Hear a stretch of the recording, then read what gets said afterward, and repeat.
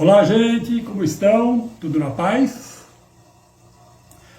É uma satisfação ter novamente a oportunidade de estudar a doutrina espírita por meio deste canal da ABE-BM TV, da Associação Beneficente Espírita Bezerra de Menezes, do Rio de Janeiro. O tema de nosso estudo de hoje é 168 anos de O Livro dos Espíritos, 161 anos do Evangelho segundo o Espiritismo e o Dia do Espiritismo no Brasil. Como vemos, muito conteúdo para reflexão, hein? Para nos aprofundarmos nesses temas, seria necessário realizar um seminário, mas procuraremos ser o mais sucinto possível.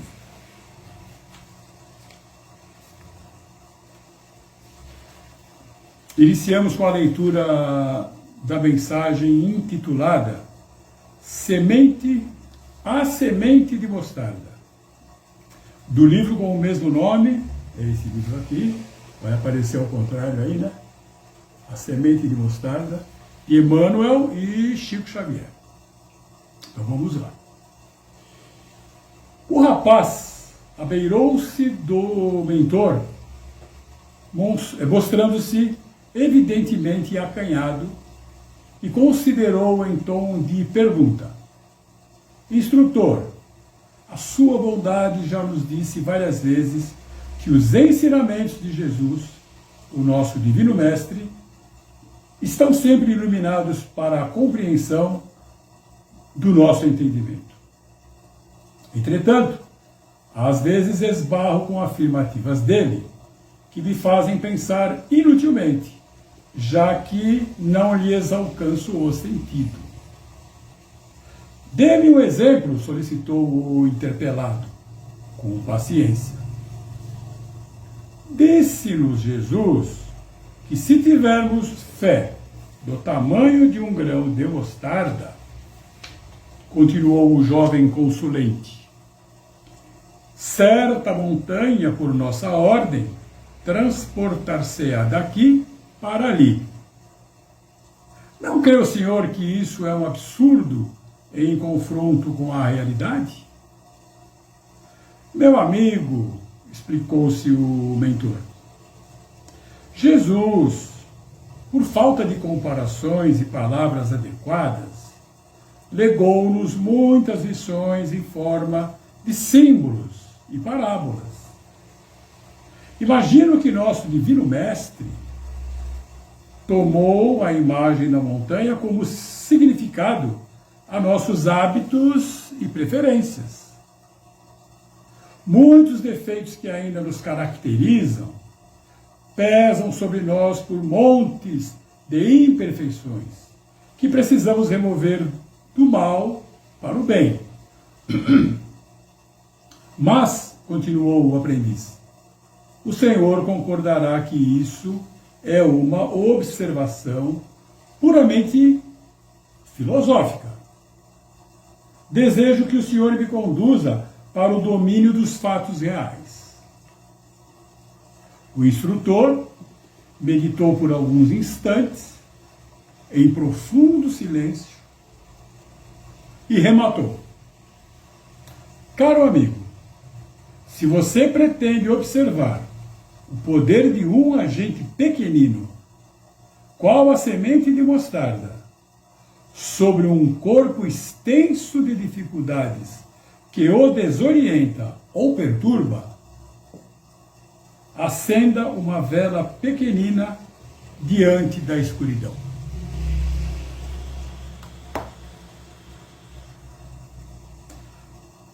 Agradecemos a toda a espiritualidade benfeitora, rogando nos ampare e nos inspire durante esta oportunidade de trabalho, elevando ao nosso Pai a prece que Jesus nos ensinou no Sermão do Monte. Pai nosso que estais nos céus, santificado seja o vosso nome. Venha a nós o vosso reino, seja feita a vossa vontade, assim na terra como nos céus. O pão nosso de cada dia dá-nos hoje. Perdoa as nossas dívidas, assim como perdoamos os nossos devedores. Não nos deixes cair em tentação. Livra-nos de todo mal. Assim seja. Iniciamos, então, o nosso estudo de hoje com esta narração do livro Obras Póstumas. Trata-se este livro de uma compilação de escritos do codificador da doutrina espírita, Allan Kardec, lançada póstumamente em Paris, em janeiro de 1890, pelos dirigentes da Sociedade Parisiense de Estudos Espíritas. Diz o texto da segunda parte deste livro, sob o título Minha Missão. Abre aspas. Confirmo o que foi dito, mas recomendo-te muita discrição se quiser se sair bem. Mais tarde, tomará conhecimento de coisas que te explicarão o que ora te surpreende. Não suponha que te baste publicar 1 livro, 2 livros, 10 livros, para em seguida ficar tranquilamente em casa. Tem que expor a tua pessoa. Provocará contra ti ódios terríveis. Inimigos encarniçados se conjurarão para a tua perda. Verá a si próprio de braços dados com a malevolência, com a calúnia, com a traição mesma dos que te parecerão os mais dedicados. As tuas melhores instruções serão desprezadas e falseadas. Por mais de uma vez cairás sob o peso da fadiga. Ou seja, terá que sustentar uma luta quase contínua com o sacrifício de teu repouso, da tua tranquilidade, da tua saúde e até da tua vida, pois que sem isso viveria muito mais tempo. Ore bastante. Muitos recuam, quando em vez de uma estrada florida, só vêm sob os passos espinhos, pedras agudas e serpentes. Para tais lições, não basta só inteligência. Primeiramente, para agradar a Deus, é necessário humildade, modéstia e desinteresse, visto que ele abate os orgulhosos, os presunçosos e os ambiciosos. Para lutar contra os homens, são indispensáveis coragem, perseverança e inabalável firmeza. Também são de necessidade prudência e tato, a fim de conduzir as coisas de modo conveniente e não lhes comprometer o êxito com palavras ou medidas intempestivas. Exigem-se, por fim, devotamento, abnegação e disposição a todos os sacrifícios.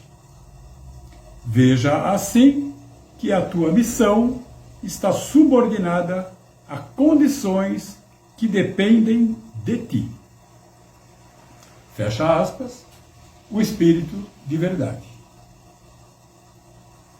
Esta mensagem foi direcionada por meio de um médium a um missionário, o senhor Hippolyte Léon Delisle Rivail, reconhecido educador, diretor de instituições de ensino, escritor de obras pedagógicas e, dentre outras atividades, tradutor de livros e artigos. Mas o que é o Espírito de Verdade? É o Consolador prometido por Jesus. Em João, capítulo 14, versículos 15 a 17, Jesus revelou: e eu rogarei a meu Pai, e ele vos enviará outro Consolador, a fim de que fique eternamente convosco, o Espírito de verdade, que o mundo não pôde receber, porque o não vê e absolutamente não o conhece. No livro O Evangelho segundo o Espiritismo, capítulo 6, o Cristo Consolador, em Instruções dos Espíritos, nós temos o advento do Espírito de verdade. Venho como outrora aos transviados filhos de Israel, trazer-vos a verdade e dissipar as trevas. Escutai-me. O Espiritismo, como o fez antigamente a minha palavra, tem que lembrar aos incrédulos que acima deles reina a imutável verdade. O Deus bom, o Deus grande, que faz germinem as plantas e se levantem as ondas. O Espírito de verdade. O Espírito de verdade é um quadro formado por espíritos de escola, tais como Santo Agostinho, São Vicente de Paulo, São Luís, Sócrates, Platão, São Paulo, São João, o Evangelista, e Erasto, entre outros, inspirados diretamente pelo Cristo Jesus para consolidarem o Consolador prometido. Falaremos então hoje sobre as obras confiadas ao missionário, o senhor Hippolyte Léon Denisard Rivail, depois consagrado com o pseudônimo de Allan Kardec, que aniversariam neste mês de abril de 2025, respectivamente, o Livro dos Espíritos, 168 anos, o Evangelho segundo o Espiritismo, 161 anos de suas publicações. E finalizaremos comentando sobre o Dia do Espiritismo no Brasil. O professor Rivail nasceu em Lyon em 3 de outubro de 1804 e desencarnou em Paris, a França, em 31 de março de 1869. Foi, como já o descrevemos, um educador, diretor de instituições de ensino, escritor de obras pedagógicas e, dentre outras atividades, tradutor de livros e artigos.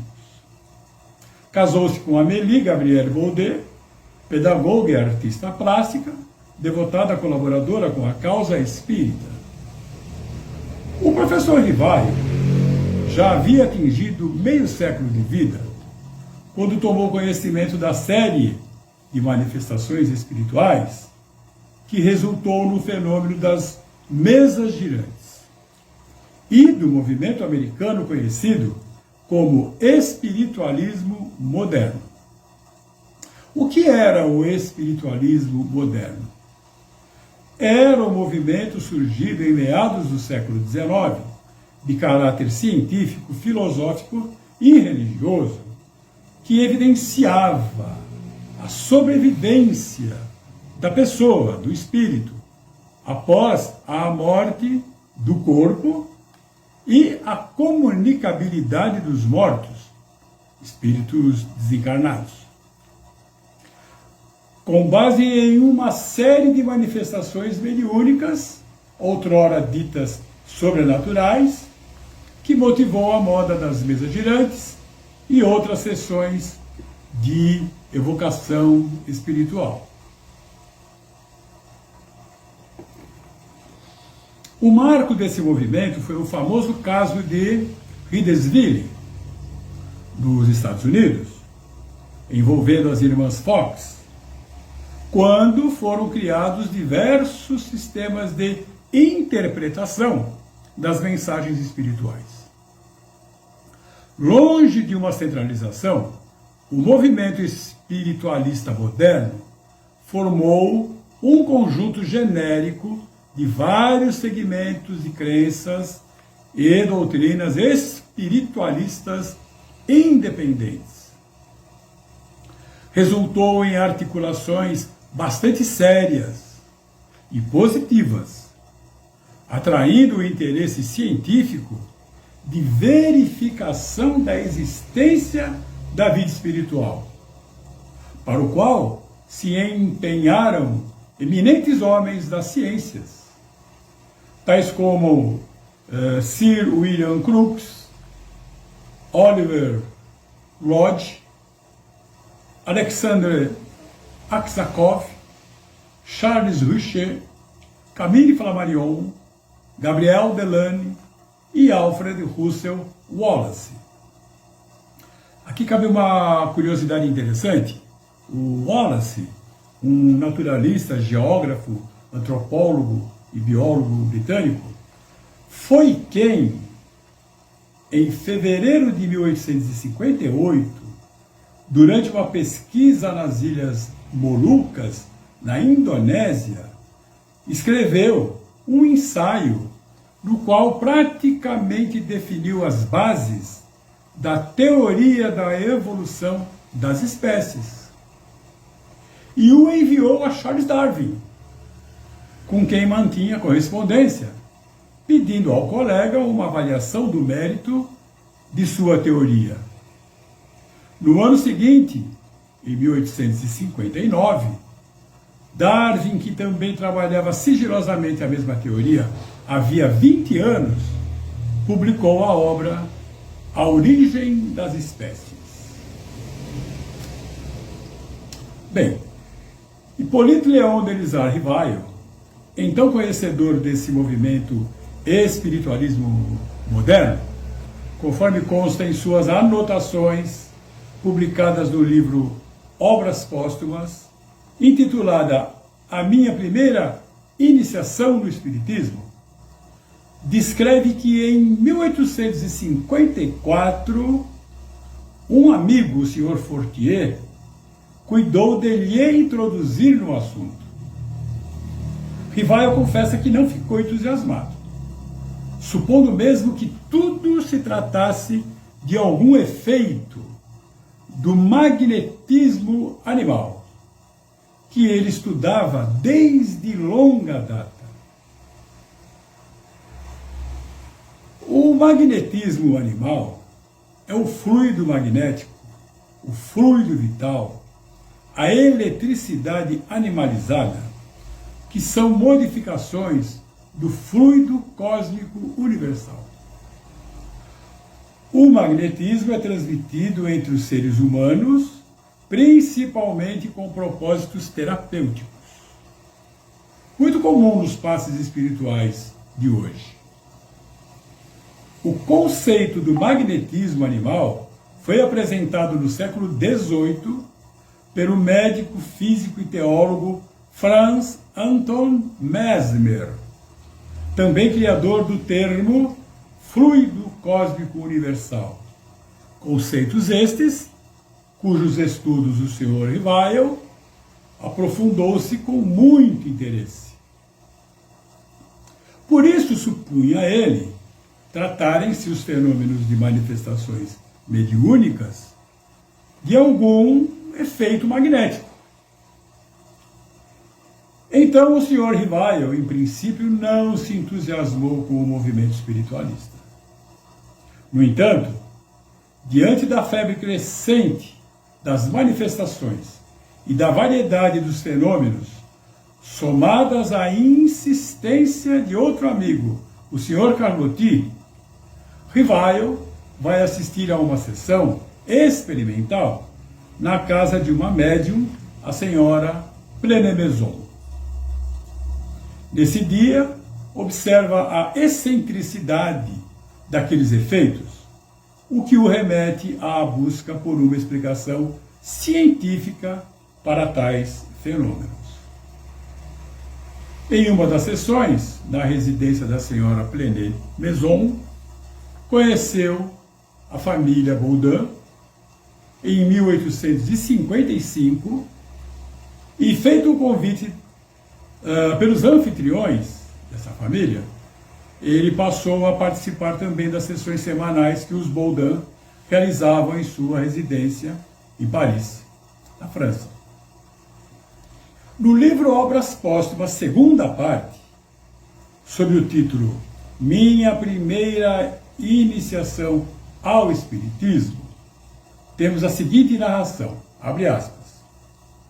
Eram bastante numerosas essas reuniões. Além dos frequentadores habituais, admitiam-se todos os que solicitavam permissão para assistir a elas.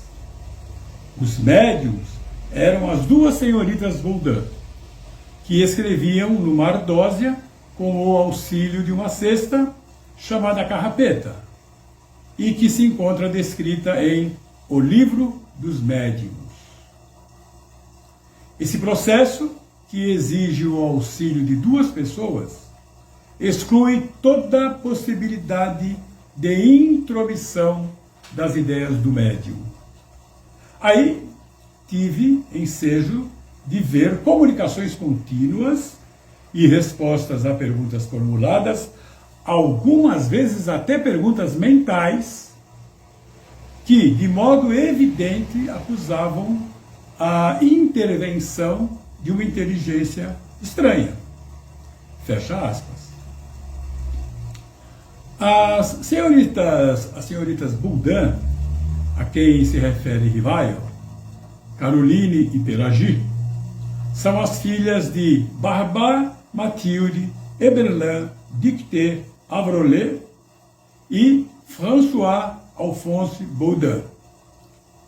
Essas reuniões tratavam de coisas corriqueiras e frívolas, bem ao caráter do espírito Zéfiro, que ali se manifestava frequentemente e se dizia protetor da família Baudin. Rivail anotou que tal entidade não era de grande elevação, mas era bom e simpático para com o codificador. Tanto que, secundado por espíritos superiores, auxiliou em muitos trabalhos na sua pesquisa espírita, que se iniciou precisamente ali, na casa dos Baudin. Com efeito, a presença de Kardec, ou melhor, do respeitado professor Rivail, e os seus sérios propósitos de se instruir acerca das leis espirituais, deram um novo caráter àquelas reuniões. Disse ele: tentei obter lá a resolução dos problemas que me interessavam do ponto de vista da filosofia, da psicologia e da natureza do mundo invisível. Levava para cada sessão uma série de questões preparadas e metodicamente dispostas. Eram sempre respondidas com precisão, profundeza e lógica. A partir de então, as sessões assumiram um caráter muito diverso. Entre os assistentes, contavam-se pessoas sérias, que tomaram um vivo interesse por elas, e se me acontecia faltar, ficavam sem saber o que fazer. Para a maioria, as perguntas fúteis haviam perdido todo o atrativo. Eu, em princípio, cuidara apenas de instruir-me. Mais tarde, quando vi que aquilo constituía um conjunto e ganhava as proporções de uma doutrina, tivemos a ideia de publicar os ensinos recebidos para a instrução de todas as pessoas. Foram aquelas mesmas questões que, sucessivamente desenvolvidas e completadas, formaram a base de O Livro dos Espíritos. Hippolyte Léon Delisle Rivail adota o pseudônimo de Allan Kardec para diferenciar a sua nova carreira espírita de seus trabalhos como pedagogo, como era nacionalmente reconhecido. Publica em 17 de abril de 1857 a primeira edição de O Livro dos Espíritos, composta de 501 perguntas e respostas sobre temas fundamentais da vida. Depois, continuando com a orientação do Espírito de Verdade, publicou a segunda edição de O Livro dos Espíritos, em 16 de março de 1860.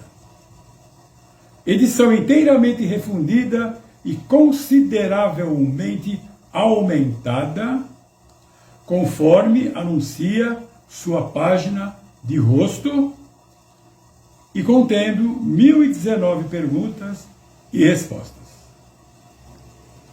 Destacamos a médium Hermance de Fou de la Jonchère, que foi uma das principais colaboradoras com a edição revisada de O Livro dos Espíritos. Nessa obra, os temas são abordados de forma científica e filosófica.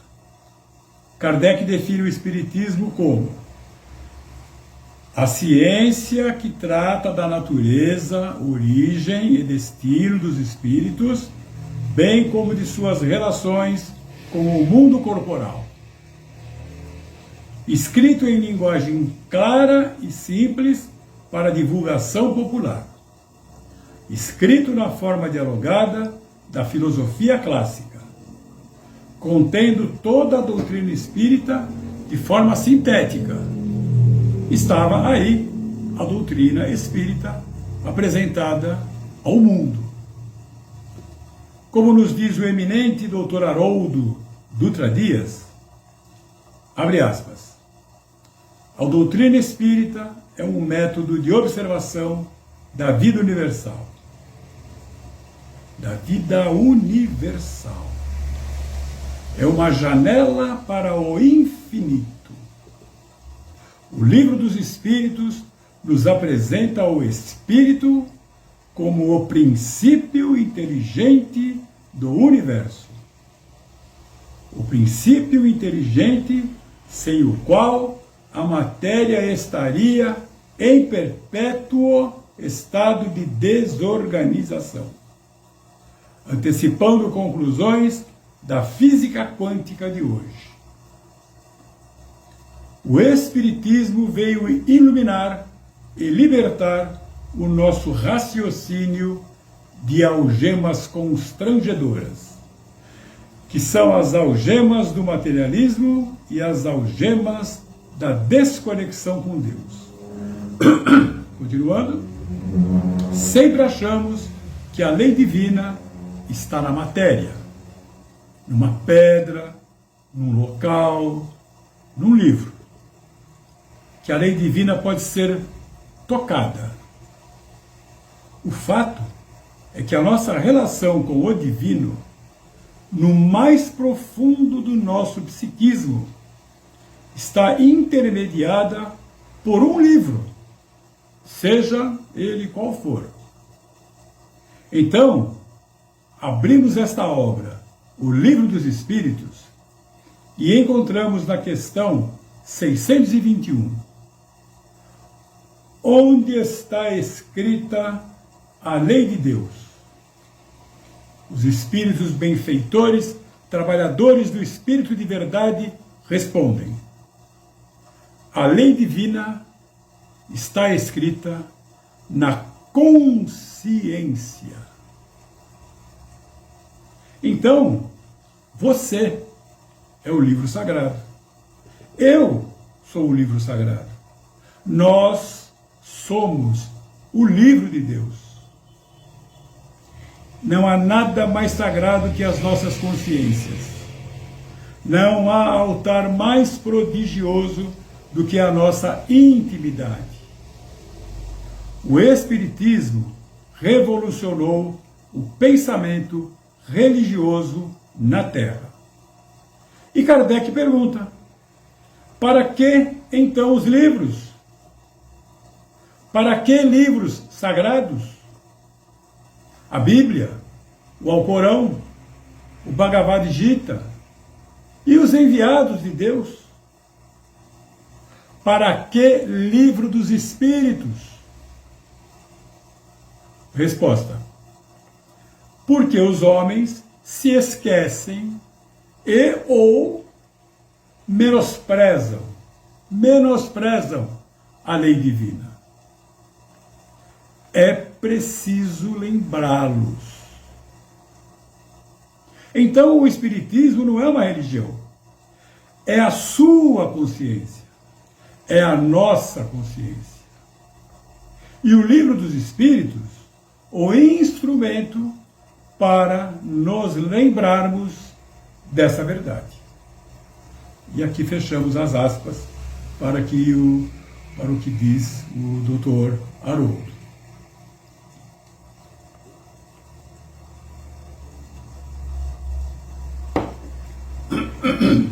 Os princípios fundamentais do Espiritismo englobam a existência de Deus, a imortalidade da alma, a reencarnação, a comunicação com os espíritos e a lei de causa e efeito. Outra eminente, a doutora Anete Guimarães, define: o Espiritismo é uma filosofia de bases científicas e consequências ético-morais. A consequência da espiritualidade, a consequência da religiosidade é um agir moral, uma conduta moral.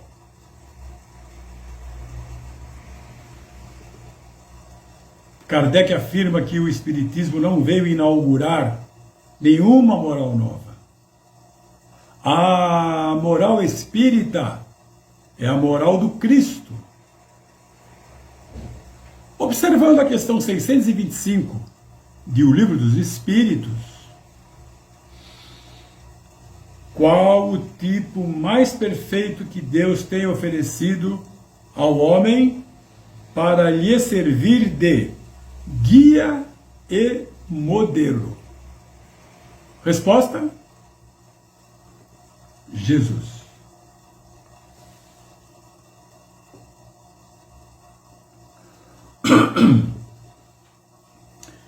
E o Evangelho segundo o Espiritismo, que completa 161 anos de sua primeira edição, o terceiro livro da codificação espírita, o segundo foi o livro dos médiuns, dá a continuidade a essa missão dos espíritos benfeitores de iluminar os caminhos da humanidade terrena.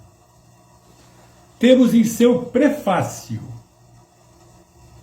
os Espíritos do Senhor, que são as virtudes dos céus, qual imenso exército que se movimenta ao receber as ordens do seu comando, espalham-se por toda a superfície da terra e, semelhantes às estrelas cadentes, vêm iluminar os caminhos e abrir os olhos aos cegos. Eu vos digo em verdade que são chegados os tempos em que todas as coisas hão de ser restabelecidas no seu verdadeiro sentido, para dissipar as trevas, confundir os orgulhosos e glorificar aos justos. As grandes vozes do céu ressoam como os sons de trombetas, e os cânticos dos anjos se lhe associam. Nós vos convidamos, a vós homens, para o divino concerto. Tomai da lira, fazei uníssonas vossas vozes, e que num hino sagrado elas se estendam e repercutam de um extremo a outro do universo. Homens, irmãos a quem amamos, aqui estamos junto de vós. Amai-vos também uns aos outros, e dizei do fundo do coração, fazendo as vontades do Pai que está nos céus, Senhor, Senhor, e podereis entrar no reino dos céus. Assinado pelo o Espírito de Verdade. Nota, tem essa nota aqui, logo após o prefácio. A instrução acima, transmitida por via mediúnica, resume a um tempo o verdadeiro caráter do Espiritismo e a finalidade desta obra. Por isso, foi colocada aqui como prefácio. Jesus havia anunciado outro Consolador. João 14,16. E eu pedirei a meu Pai, e ele vos enviará outro Consolador. No livro A Gênese, quinto livro da codificação, no capítulo 17, temos o seguinte texto. Qual deverá ser esse enviado? Dizendo, pedirei a meu Pai, e ele vos enviará outro Consolador, Jesus claramente indica que esse Consolador não seria ele, pois do contrário diria, voltarei a completar o que vos tenho ensinado. Não só tal não disse, como acrescentou, a fim de que fique eternamente convosco e ele estará em vós. Esta proposição não poderia referir-se a uma individualidade encarnada, visto que não poderia ficar eternamente conosco, nem ainda menos estar em nós. Compreendemos a proposição muito bem com referência a uma doutrina, a qual, quando a tenhamos assimilado, poderá estar eternamente entre nós. O Consolador é, pois, segundo o pensamento de Jesus, a personificação de uma doutrina soberanamente consoladora, cujo inspirador há de ser o Espírito de Verdade. A instrução que serve de prefácio no Evangelho segundo o Espiritismo é, pois, do Espírito de Verdade. Na introdução deste livro, em objetivo desta obra, destacamos: podem dividir-se em 5 partes as matérias contidas nos Evangelhos. Primeiro, os atos comuns da vida do Cristo. Segundo, os milagres. Terceiro, as predições. Quarto, as palavras que foram tomadas pela Igreja para o fundamento de seus dogmas. E quinto, o ensino moral. As 4 primeiras têm sido objeto de controvérsias, até hoje. A última, o ensino moral, porém, conservou-se constantemente inatacável. Aliás, se o discutissem, nele teriam as seitas encontrado sua própria condenação, visto que, na maioria, elas se agarram mais à parte mística do que à parte moral. Essa parte, a moral, é a que será objeto exclusivo desta obra. Destacamos também o capítulo 2, cujo título é Meu reino não é deste mundo. Instruções dos Espíritos. Manifesta-se um espírito que se denomina Uma Rainha de França. Havre, 1863. Quem melhor do que eu pode compreender a verdade destas palavras de nosso Senhor? O meu reino não é deste mundo. O orgulho me perdeu na terra. Quem, pois, compreenderia o nenhum valor dos reinos da terra, se eu o não compreendia? Que trouxe eu comigo da minha realeza terrena? Nada. Absolutamente nada. E como que para tornar mais terrível a lição, ela, a minha realeza, nem sequer me acompanhou até o túmulo. Rainha entre os homens, como rainha julguei, que penetrasse no reino dos céus. Que desilusão! Que humilhação, quando em vez de ser recebida qual soberana, vi acima de mim, mas muito acima, homens que eu julgava insignificantes e aos quais desprezava, por não terem sangue nobre. Oh, como então compreendia a esterilidade das honras e grandezas que com tanta avidez se requestam, se cortejam, na terra. Para se granjear num lugar nesse reino, são necessárias a abnegação, a humildade, a caridade em toda a sua celeste prática, a benevolência para com todos. Não se vos pergunta o que fostes, nem que posição ocupastes, mas que bem fizestes, quantas lágrimas enxugastes. Ó Jesus, tu disseste, teu reino não é deste mundo.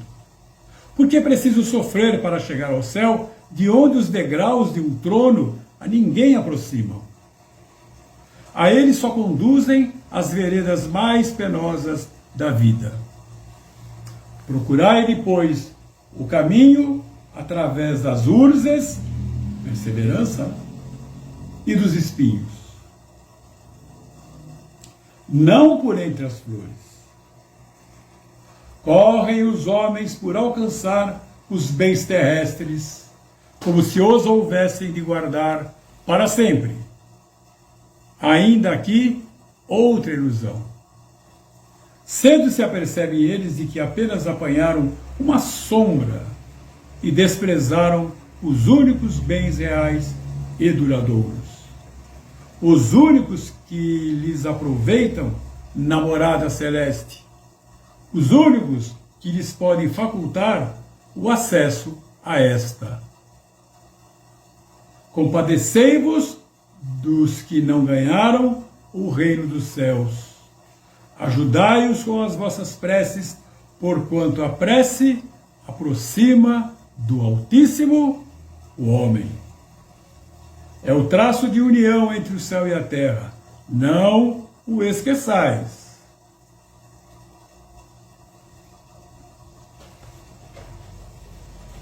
O Evangelho segundo o Espiritismo é, acima de tudo, o roteiro infalível para a felicidade vindoura, o levantamento de uma ponta do véu que nos oculta a vida futura.